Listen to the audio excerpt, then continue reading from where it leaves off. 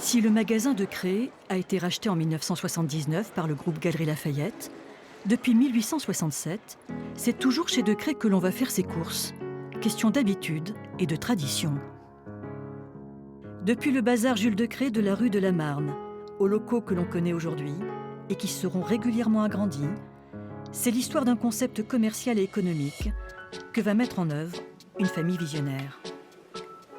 En 1931, Émile De Cré demande à l'architecte Henri Sauvage de construire en 100 jours un bâtiment de verre et d'acier, pouvant rivaliser avec les grands magasins parisiens. Il fera 7 étages. Au 4e, on trouvera un cinéma, un coiffeur pour enfants et un théâtre. Au sous-sol, l'alimentation. Une institution que les bombardements du 23 septembre 1943 vont totalement détruire.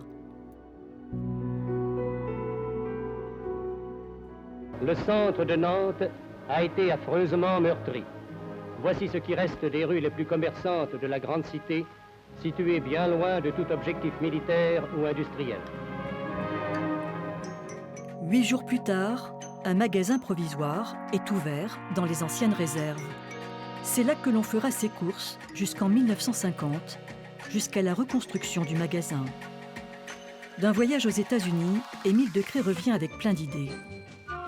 Pour vivre, un magasin doit créer des événements, des journées promotion, des expositions, comme la Simca 1300 sur le toit terrasse en 1963.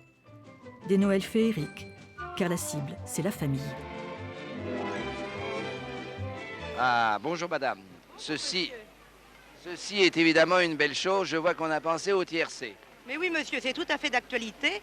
En ce moment-ci, tout le monde fait son tiercé chaque dimanche. Et certainement, c'est un jeu qui peut intéresser tout le monde. Des nouvelles formes de distribution, venues d'outre-Atlantique, passionnent la famille De Cré. Le 2 septembre 1967 est inauguré le premier libre-service de l'Ouest, le magasin Record. Et toujours un événement, Georges Decaune, la star du petit écran, en sera le parrain. Une révolution. Début des années 70, les caisses des grands magasins seront informatisées. C'est la naissance de la caisse centrale. Avant, il fallait 7 jours pour connaître le chiffre d'affaires d'un rayon. Désormais, quelques minutes. Une technologie qui déroute un peu. Vous avez eu du mal à vous mettre à ce nouveau système? Au départ, un petit peu, forcément parce qu'on était un petit peu complexé, si on veut, par le système. On n'était pas encore habitué. Mais maintenant, ça va. Très en avance sur son époque, depuis l'après-guerre, le magasin De Cré avait renoué avec l'esprit de service. Sur le toit du nouveau bâtiment, il y avait une piste d'hélicoptère, un restaurant, une galerie d'art et même un bassin. Des services que seuls les centres commerciaux ont pu proposer pour mettre à mal le grand magasin du centre-ville. Victime de leur concurrence, le magasin De Cré est donc racheté en 1979.